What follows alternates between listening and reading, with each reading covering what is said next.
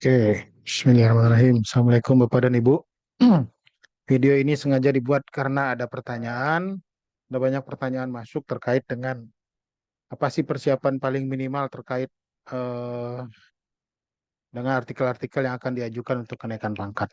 Nah, gini Bapak dan Ibu, dalam kenaikan pangkat itu kan ada tiga unsur, kum A, kum B, dan kum C. Nah, yang saya akan jelaskan hanya terkait dengan kum B saja atau kum penelitian, kum karya ilmiah. Nah, Bapak dan Ibu, satu, pastikan semua artikel yang terbit itu ada di Google Scholar. Saya berikan contohnya. Oke, saya coba contoh kasusnya nama Pak Iwan Setiawan. Iwan Setiawan yang saya kenal aja.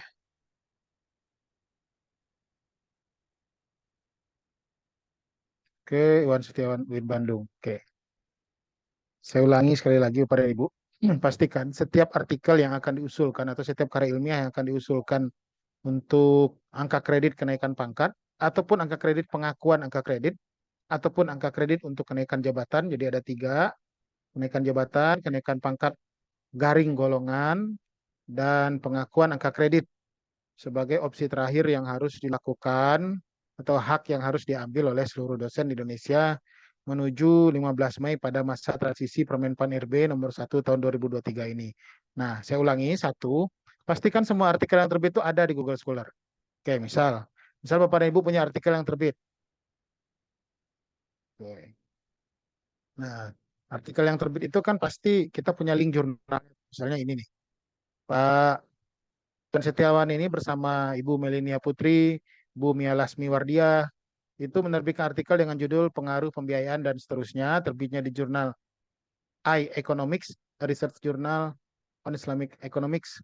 Nah, ini harus ada di Google Scholar masing-masing orang ini nih, Bu Melinia, Pak Iwan Setiawan, Ibu Mia Wardia. Nah, ada di Google Scholar. Nah, setelah ada di Google Scholar, maka setelah itu, setelah semua artikel ada di Google Scholar, maka setelah itu semua artikel wajib ada di akun Sintanya Bapak dan Ibu. Wan Setiawan UIN Bandung Sinta Kemdikbud.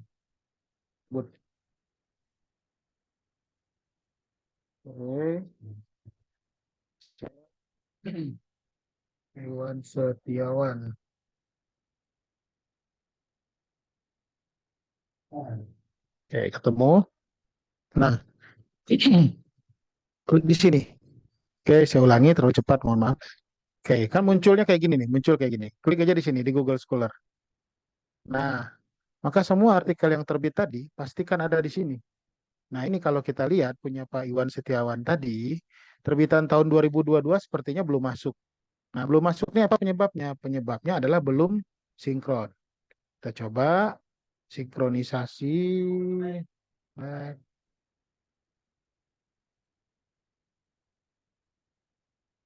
oh maaf, saya nggak punya akunnya. Nah, jadi misalnya gini nih. Saya contohin atas nama Pak Angkus deh, sama Pak Angkus. Oke, setelah gini muncul, lalu klik di My Profile. Nah, setelah klik di My Profile, klik My Sinta. Oke, lalu Publication Google. Nah, itu maksudnya adalah artikel-artikel yang terbit di jurnal ilmiah yang juga sudah muncul di Google Scholar.